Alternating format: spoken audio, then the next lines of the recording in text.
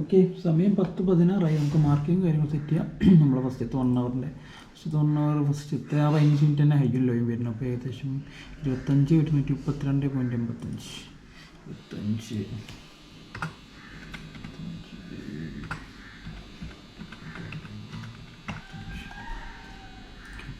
Law വരുന്നത് 25.60.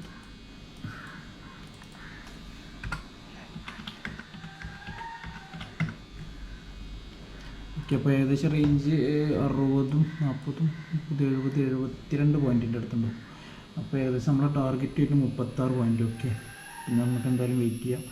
പിന്നെ ഈ മന്ത് മുതൽ നമ്മൾ റൂളിൽ ചെറിയൊരു വ്യത്യാസം വരുത്തിയിട്ടുണ്ട്. നമ്മൾ സ്ട്രാറ്റജി ഇതേപോലെ ചെറിയ റേഞ്ച് വരുമ്പോൾ 10:15 to 10:45 ഇടയിൽ വരുന്ന എക്സ്റ്റൻഷനിൽ ഇത് ബ്രേക്കൗട്ടിൽ നമ്മൾ എൻട്രി എടുക്കും, ചെറിയ ലോട്ട്. ഓക്കെ, പിന്നെ ബാക്കി അപ്ഡേറ്റുകൾ തരാം. ഓക്കെ, പിന്നെ നമ്മൾ പ്ലാൻ ചെയ്യണത് 24,800 സിയും അതുപോലെ 25,400 PE ആണ് ചെയ്യുന്നത്. ഓക്കെ,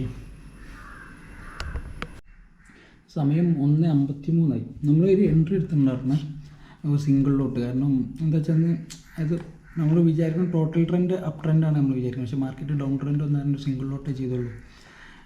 അത് നമ്മളാ ഒരു മാർക്കറ്റ് പ്രൊഫൈൽ ഏരിയാസിൻ്റെ ഒക്കെ മേലെ മാർക്കറ്റ് ഒന്ന് ഓപ്പൺ ആയത്. ഇതാണ് നമ്മളെ ലാസ്റ്റത്തെ പ്രീവിയസ് ഹൈ. ഒന്ന് ഓപ്പൺ ആയിട്ട് നല്ലൊരു ഹൈ വന്ന്, അതായത് ക്വാർട്ടർ ഫ്ലോയിൽ കാലത്ത് നല്ല വോളിയം കണ്ടിരുന്നു ഫസ്റ്റത്തെ അരമണിക്കൂറിൽ. അപ്പോൾ അത് കാരണം നമ്മൾ മാർക്കറ്റ് റിവേഴ്സ് ആവുന്നതിന് വിചാരിച്ചിരുന്നു. പക്ഷെ നമ്മളൊരു സിംഗിൾ ലോട്ട് എൻട്രി എടുത്തിട്ടുണ്ടായിരുന്നു, പുട്ട് ഓപ്ഷൻ.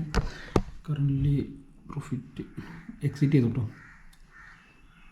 ചെറിയ പോയിൻ്റ് 30 പോയിൻ്റ് എടുത്തെടുത്തിട്ട് നമ്മൾ മാറി. ഓക്കെ, ഇനി വേറെ ട്രേഡും കാര്യങ്ങളൊന്നുമില്ല. ബാക്കി അപ്ഡേറ്റ് നാളെ തരാം. ഓക്കെ, ഇതാണ് കറൻ്റ്ലി മാർക്കറ്റ് സ്ട്രക്ചർ.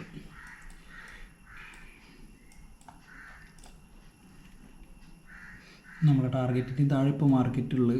നമുക്ക് നോക്കാം മാർക്കറ്റ് ഏത് വരെ പോകുന്നു.